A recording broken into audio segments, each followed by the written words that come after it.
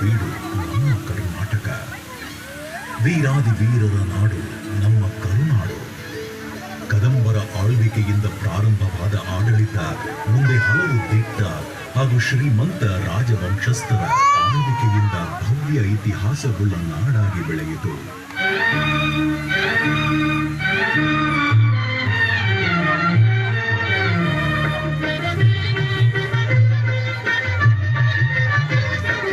ಕನ್ನಡದ ಮಕ್ಕಳೆಲ್ಲ ಒಂದಾಗಿ ಬನ್ನಿ, ತಾಯ್ನಾಡ ಜಯಭೇರಿ ನಾವಾದ ಬೆನ್ನಿ.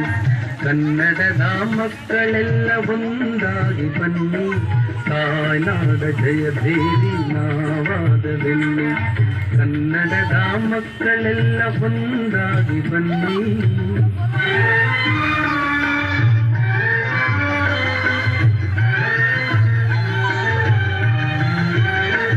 ಗಂಗ ಕದಂಬಾದಿ ಚಾಲುಕ್ಯ ರಾಷ್ಟ್ರಕೂಟ, ಗಂಗ ಕದಂಬಾದಿ ಚಾಲುಕ್ಯ ರಾಷ್ಟ್ರಕೂಟ, ಯಾದವ ಬಲ್ಲಾಳ ವಿಜಯನಗರ ವೀರರ ಗತವೈಭವ ಕಾಣುವ.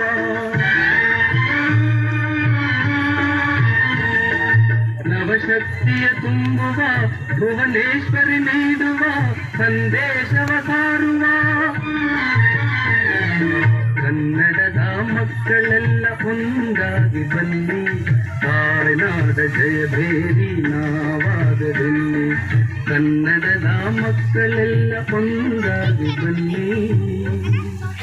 ಇಂತಹ ರಾಜಾದಿರಾಜರ ವೀರ ವನಿತೆಯರ ಇತಿಹಾಸಕ್ಕೆ ಸಾಕ್ಷಿಯಾಗಿ ನಿಂತಿವೆ ರಾಜ್ಯದ ಉದ್ದಗಲಕ್ಕೂ ಇರುವ ಹಲವಾರು ಕೋಟೆಗಳು, ಕೊತ್ತಲುಗಳು, ದೇವಸ್ಥಾನಗಳು, ಪ್ರಾರ್ಥನಾ ಮಂದಿರ, ಮಸೀದಿಗಳು ಹಾಗೂ ಶಾಸನಗಳು.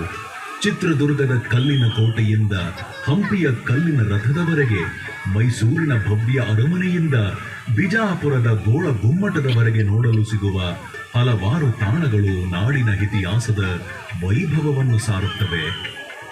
ಕದಂಬರಿಂದ ಮೊದಲುಗೊಂಡು ಯದುವಂಶದವರೆಗೆ ಬೆಳೆದ ನಾಡು ಅಂದು ಮೈಸೂರು ರಾಜ್ಯವಾಗಿತ್ತು. ನಂತರ 1973ರಲ್ಲಿ ಅದು ಕರ್ನಾಟಕ ರಾಜ್ಯ ಎನಿಸಿಕೊಂಡಿತು. ಇಂದು ರಾಜ್ಯವು 31 ಜಿಲ್ಲೆಗಳನ್ನು ಹೊಂದಿದ್ದು, ಕೊಂಕಣದಿಂದ ಚಿತ್ರದುರ್ಗದವರೆಗೆ, ಬೀದರ್ನಿಂದ ಚಾಮರಾಜನಗರದವರೆಗೆ ಅಖಂಡ ಕರ್ನಾಟಕವಾಗಿ ಬೆಳೆದಿದೆ. ಬಯಲು ಸೀಮೆಯಿಂದ ಮಲೆನಾಡವರೆಗೆ ಹಚ್ಚ ಹಸಿರ ಬೆಟ್ಟ ಕಾಡು, ನದಿ ತೊರೆ, ಕಾಡು ಮೇಡುಗಳನ್ನು ಒಳಗೊಂಡಿರುವ ಒಂದು ರಮ್ಯ ತಾಣ ಕರ್ನಾಟಕ. ಇಲ್ಲಿನ ಪ್ರಕೃತಿ ಸೌಂದರ್ಯಕ್ಕೆ ಮನಸೋಲದವರಿಲ್ಲ. ಇಲ್ಲಿನ ನಿಸರ್ಗವೇ ಕನ್ನಡ ತಾಯಿಗೆ ನಿತ್ಯೋತ್ಸವವನ್ನು ಮಾಡುತ್ತಿದೆ.